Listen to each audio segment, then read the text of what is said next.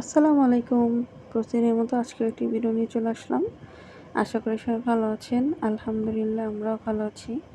এই যে বাসা-টাসা গুছানোর পরে দেখতেছিলাম কেমন যেন মনে হচ্ছে বৃষ্টি আসবে। কিন্তু পরে আর বৃষ্টি আসে নাই। তো আনাস খেলতেছিল। তো খেলতে থাকুক। তো আমি এখানে বারবার ইমুকে ফোন দিছিলাম যে কি করব, মানে কি রান্না করব। ও শুধু বেগুন নিয়ে আসছিল। তো প্রথমে ডিসিশন ছিল আজকে বেগুন দিয়ে শুটকি দিয়ে রান্না করব।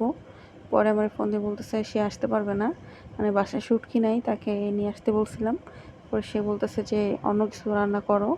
পরে চিন্তা করলাম আচ্ছা ফ্রিজে ডিম আছে, তো 3টা ডিম সিদ্ধ বসাই দিই, ডিম ভুনা করব। 3টা করলেই হবে। তো এখানে আমি বেগুনগুলো ভেজে নিলাম, ডিম সিদ্ধ হয়ে গেছে। তো এখানে আমি বেগুনগুলো বসাই দিয়ে তারপরে আমি ডিমগুলো ছেড়ে ফেলবো। তো ডিমগুলো একটু ঠান্ডা পানিতে দিছি। তো এখন বেগুনগুলো আমি ভালো করে ভেজে নিতেছিলাম। তো বেগুনগুলো ভাজা হয়ে গেলে পরে আমি ডিমগুলো মানে ছিলে নিব।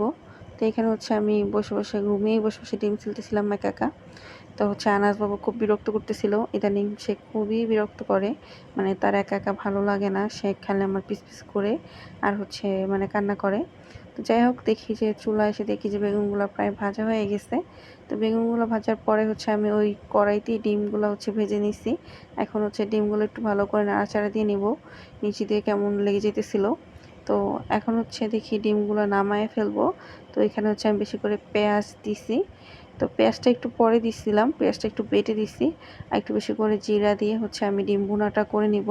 আর সেখানে মানে এখানে যা যা লাগে একটু হলুদ, লবণ, মরিচ এগুলোই দিছি, আর সাথে কয়েকটা কাঁচামরিচ দিছি। এখন ডিমটা আমি দিয়ে দিছি।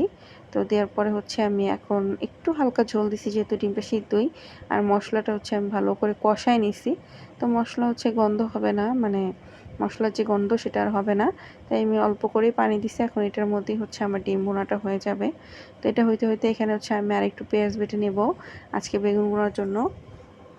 তো আসলে না, মানে পেঁয়াজটা বাটতেই একটু কষ্ট হয়, তাছাড়া আর কিছুই না। না হলে আমি পেঁয়াজ বাটা দিয়ে তরকারি রান্না করি, আর তরকারির ঝোলটা খুব ভালো হয়। তাই এখানেও ঠিক সেম প্রসেস যেভাবে ডিম ভুনা করছি, তো ঠিক সেভাবেই পেঁয়াজ বাটা, জিরা বাটা দিয়ে আমি মশলা কষায় নিছি। আর হলুদ, লবণ যা লাগে তাই দিয়ে দিছি। আর কয়েকটা কাঁচামরিচ দিয়ে দিছি, আর সাথে যে বেগুনগুলো ভেজে রাখছিলাম সেগুলো দিয়ে দিছি। তো আমার বেগুন ভুনাটা হয়ে গেছে। তো এখানে ফ্রিজে ঢেঁড়স ভাজি ছিল। তো সেটা আমি এখন ভেজে নিতেছি, গরম করে নিতেছি। তারপর আমি দুপুরে লাঞ্চ করতে বসবো। আগের দিনের যে ঢেঁড়স ভাজিটা ছিল সেটাও আমি গরম করছিলাম, যে সেটা নিয়ে খেতে বসছি। তো বিকালবেলা ইমো আসার সময়, মানে বিকাল মানে সন্ধ্যায় হয়ে গেছে, আসার সময় ডিম খিচুড়ি নিয়ে আসছে। তো ভিতরে ডিম দেওয়া ছিল। তো এটা বসে বসে আমি মানে খাইতেছিলাম। তো ইমো মূলত ওই খিচুড়িটা আমার জন্য নিয়ে আসছে, আর খিচুড়িটা খুব মজাই ছিল। তো এখানে চা করে নিছি। আর খিচুড়ি রান্নার কারণ আমি তার উপর রাগ করছি, এই জন্য সে এখন কীভাবে রাগ ভাঙাবে। তো আসার সময় খিচুড়ি নিয়ে আসছে। তো আসলে এগুলো করলে তো আর রাগ করে থাকাই যায় না। তো মাঝে মধ্যে পছন্দের খাবার নিয়ে আসলে আসলে পরে রাগ করি না। তো যাই হোক, দুজনে বসে বসে চা খাইলাম। চা খাওয়ার পরে একটু পেঁয়াজু বানিয়ে নিব। তো আজকে পেঁয়াজুটা একটু অল্প করেই বানাবো, যেহেতু সন্ধ্যায় খিচুড়ি খাইছি আর ইমু এসব ভাত খাইছে। এই জন্য